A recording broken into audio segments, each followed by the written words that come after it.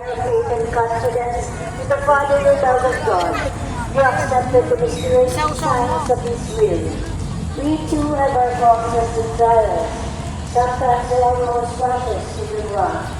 Dearest Mother, share with us your abundant faith and confidence in God.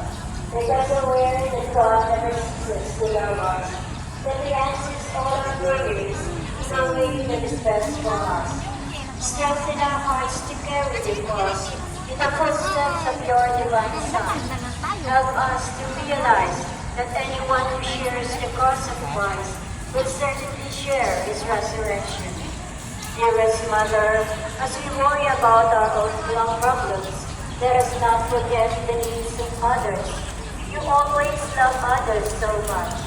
Help us to do the same while praying for our own intentions and for the intentions of all you present at this arena.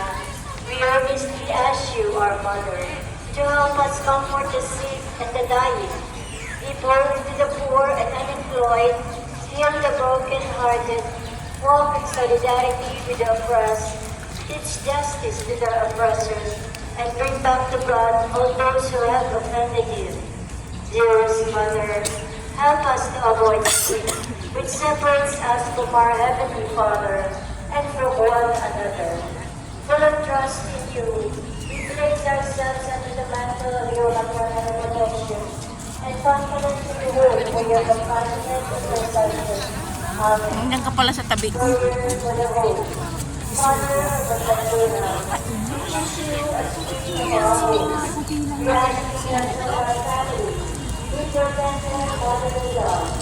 May the sacrament of Mary, our husbands and wives so closely together, that they will always be faithful to each other, and love one another as Christ loved His church.